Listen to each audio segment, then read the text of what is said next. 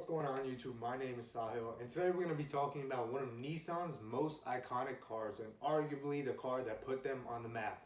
And that car is the 240SX. So hit that intro.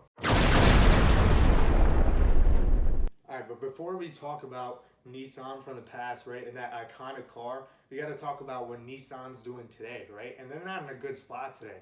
Their cars have been unreliable for about 13, 14 years now. And it's been a lot of trouble for Nissan because back in the day, back in like 06, 07, what was happening was they were starting to jack up the price of their cars a little bit.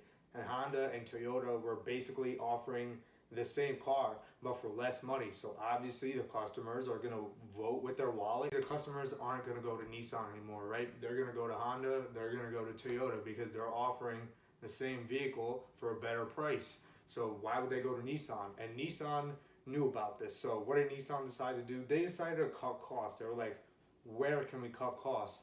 And unfortunately, that's where the quality suffered because the vehicles that were made after like 06, 07, I would say, they became really, really unreliable. The transmission started to go out at around 100, 120,000 miles. The timing belt in the engine started to go out at around 50,000 miles. And also their warranty was 50,000 miles. So pretty clever there. People had to pay out of pocket to have their timing belt replaced, and the transmission, that's not cheap either. Once it's out of warranty, it's a few grand for that. So it's not a very cost efficient kind of car. It ends up kind of being more of a liability. All cars are liabilities, but this one even more so because of the issues they had that it shouldn't have had from the factory. And because of this, Nissan got sued. So not only were they in a bad place, but now they were even in a worse place because now they had to recall all their cars that they made previously for people that were having issues. And those people, I really do sympathize with them because they were buying a car that could probably get them from point A to point B, and that just didn't happen. And it just ended up being a money pit. But fortunately, it's not all bad news for Nissan though, because they're planning on releasing about 14 new models in the next couple years. And they even recently came out with a brand new EV. And EVs are hot right now, so if Nissan sell enough of them, maybe they can get the company back on its heels. But you can't ignore the fact that their executive salaries are being lowered because Nissan's products and sales have gone down. And 2019 was actually their worst year of sales in America for the past 20 years. And Nissan also recently redesigned their Titan pickup truck. And I've heard that it has a great transmission and a great engine, but only time will tell about the reliability of this thing. It looks good, it drives well, and it has a nice 8-speed. But again, you can only find out about the reliability as time goes on. But really, we're not here to focus on modern Nissan, even though I did bash them for 2 minutes straight. We're here to focus on the 240SX, a car that is widely regarded as the Drift King. The first generation was the CSP 311, right? They called it the Datsun Coupe 1500, and it was based off of the Datsun Fairlane. And Datsun was, of course, Nissan before they changed their name. And it only had 4 years of production up until 1968. And of course, we didn't get any in the US. But the reason they only made about 558 of them were because they weren't really sure if the market would like it or not. But the whole point of this car was to be an affordable alternative sports car, so you wouldn't have to spend Ferrari money to get a sports car. And it had 95 horsepower from a 1.6 liter 4-cylinder. Now that might not seem like a lot, and yeah, it's not a lot, but you have to remember, cars back then were really, really light because nowadays you have airbags, you have to have an infotainment system, you have to have a backup camera, you expect a good car to have heated seats, cooled seats, a tilt and telescoping steering wheel, all these crazy features that add weight, right? Back then, airbags weren't even mandatory, so you didn't even have to have those in your car, so it saved a lot of weight, and it actually weighed less than Miata. But here's the interesting part, only Japan got them, but since it's over 25 years old, you can actually import one to the US if you have the money. Now I say if you have the money because it's expensive. It is an expensive car. Remember, I said only 558 of these things were made. And once you have a low production, you have a lot of people wanting to buy it. And when you got a lot of people wanting to buy it, it jacks up the price. So people now who want to buy this thing, these things are still going for $110,000. So you can either buy a new 911 or you can buy a 60-year-old Nissan. So you got to think about that. Hard decision, right? And if you're some sort of Nissan enthusiast, yeah, sure, you could go for it, right? But Honestly, I don't think it's worth the money. But there are people out there who think that it is worth the money because it's a classic car and it's timeless. And if you have one, you sure as hell know that your neighbor is not going to have one. And after 1968, they didn't make them anymore. So the next time this car came out was 1975. And in 1975, that was the first time that they decided to mass produce this car.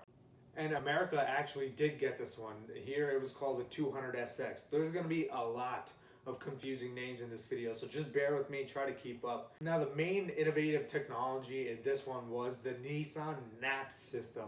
Now, NAPS does not mean sleeping. NAPS is Nissan Anti-Pollution System. How did Nissan make their car more eco-friendly?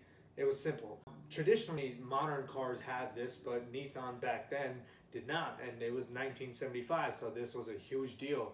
And what happened is they made a catalytic converter which regulates the amount of exhaust gases that comes out of your exhaust. They added an exhaust gas circulation valve. Now, the purpose of this exhaust gas circulation valve was to feed already used gas back into the engine so that it could be used again to make for a little bit of a more fuel efficient car. And with the catalytic converter and the exhaust gas circulation valve, the car was more eco-friendly. Now, this was a great car and people actually did end up really liking it, but the sales of the Toyota Celica at the time were higher and Americans preferred the Celica over the 200SX. Now, this next generation was set to debut in 1979. With this new one, they were also going to offer a 3-door hatchback, which was huge because that meant that you could have practicality over your standard 2-door coupe version. It was also going to get a rotary engine and make 100 horsepower. For those who don't know what a rotary engine is, it's a big rotor in the middle. It doesn't have cylinders, and what it does is the exhaust gas enters, the rotor spins,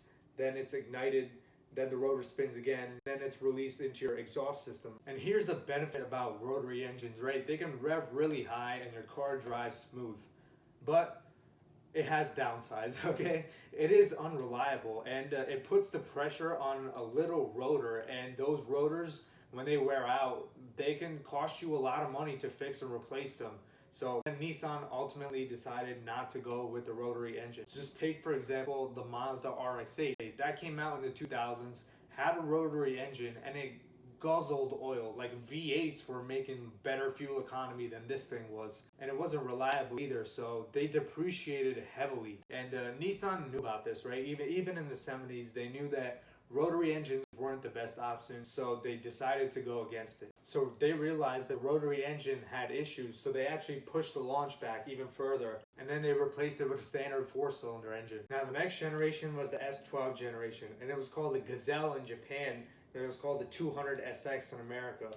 The reason they had a different name was because they didn't think that the American market would really like this car and would really tend to buy it. So they only made 500 for us here in America. The car was offered with a 5-speed manual and a 4-speed automatic, and obviously mostly everyone got the 5-speed manual. They had 2 engine options this time around. They had the 2-liter 4-cylinder and a 3-liter V6, which made a decent 160 horsepower and 174 pound-feet of torque. And the 1988 model, which was the last model year for the S12, even got a 5 horsepower bump for the V6. But anyway, I'm going to cut this video off here because there's like 3 more generations to talk about, and I could do a whole nother video, and that will probably be going up within the next couple of days. Anyways, if you enjoyed, leave a like, comment, subscribe, and don't forget to hit that notification bell so you don't miss out on any more awesome content, because there will be a lot of awesome content.